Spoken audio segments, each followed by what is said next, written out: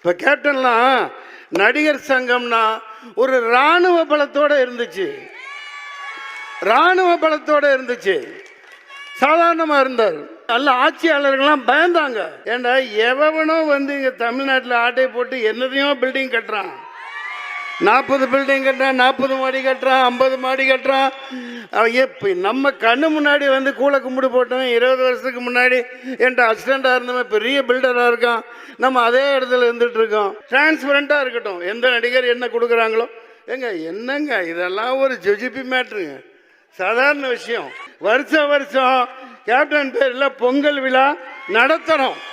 எல்லா நடிகர்களும் யார் ஊரில் இருக்காங்களோ எல்லாம் வந்து கொண்டாடுறோம், ஜாலியாக கொண்டாடுறோம். புரட்சி கலைஞர் விஜயகாந்த் ஒருவர் தான் 15 கோடி தமிழர்களின் இல்லங்களிலும் குடியிருந்து கொண்டிருக்கும் ஒரே மனிதராக எப்போதும் திகழ்வார், எப்போதும் திகழ்வார். அன்னாரின் ஆன்மா சாந்தி அடைய நான் வல்ல இறைவனை பிரார்த்திக்கிறேன்.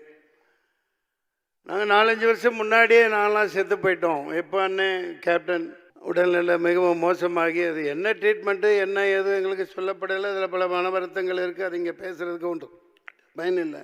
என்னால் தாங்க முடியல, அதெல்லாம் பார்க்க முடியல. அந்த மாமனிதருக்கு எத்தனை சோதனைகள் வந்ததுன்னு. புரட்சி கலைஞர் வளாகம்ங்கிறது வைக்கிறதுல ஒன்றும் இது இல்லை. ஆனால் நடிகர் சங்கத்தின் தலைவர் பொருளாளர் முக்கியமாக கார்த்திக்கு நான் வேண்டி கேட்டுக்கிறேன், இது ஒரு கருத்தாக நீங்கள் எடுத்துக்கோங்க. கடன் வாங்கி ஏதாவது இப்போ கட்டுறதுல என்ன சிக்கல் என்ன ஏதுன்னு தெரியல, இந்த இடத்துல சொல்லணும் மக்கள் அறிய. ஏன்னா நம்மெல்லாம் மிகப்பெரிய லெஜெண்டாக இருந்த ஒரு கேப்டன் கடன் வாங்கி கட்டாமல் அதை அவர் பாதையில் மொய் விருந்து மாதிரி எப்படி ஒரு படத்தில் பண்ணியிருப்பாங்க, அந்த மாதிரி மொய் விருந்து வச்சு எந்த செலவும் பண்ண வேணாம், 5 பைசா நடிகர் சங்கம் செலவு பண்ண வேணாம். எல்லா நடிகர்களும் அந்த வளாகத்தை சுத்தப்படுத்தி அந்த புதர்களெல்லாம் அப்புறப்படுத்திட்டு சாமியானா போட்டு இந்த பக்கம் சைவ உணவு அந்த பக்கம் அசைவம் போட்டு மொய் விருந்து வச்சு பாக்கட்டையில் வெத்தலை பாக்கு வச்சு எல்லா நடிகர்களுக்கும் கூப்பிடுவோம். அவங்க 10 கோடி 5 கோடி எவ்வளோ யார் என்ன தர்றாங்களோ டிடியோ செக்கோ வச்சுட்டு போட்டோம். பாருங்கள், மிகுந்த வரவேற்பு இருக்குது. என்னை தப்பாக எடுத்துக்க வேணாம். அவங்க கேப்டன் அழகாக இலைக்கு கீழே தாலியை வச்சுருப்பாங்க. அதே பாணியில் அது வேறு ஃபார்மேட்லேயும் பண்ணிக்கலாம், ஒன்றும் தப்பில்லை. எல்லாத்தையும் கூப்பிட்டு ஏண்டா எவனோ வந்து இங்கே தமிழ்நாட்டில் ஆட்டை போட்டு என்னதையும் பில்டிங் கட்டுறான், 40 பில்டிங் கட்டுறான், 40 மாடி கட்டுறான், 50 மாடி கட்டுறான். எப்போ நம்ம கண்ணு முன்னாடி வந்து கூலை கும்பிடு போட்டோம். 20 வருஷத்துக்கு முன்னாடி என்கிட்ட அசிஸ்டண்டாக இருந்தவன் பெரிய பில்டராக இருக்கான்.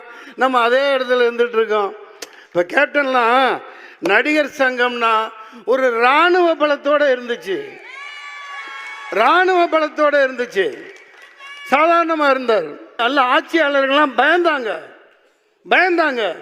இல்லாட்டி ஒரு ராமேஸ்வர போராட்டம் ட்ரெயின் ஃபுல்லாக ரொப்பிக்கிட்டு அங்கே போய் நடத்தி காமிச்சிருக்க முடியாது.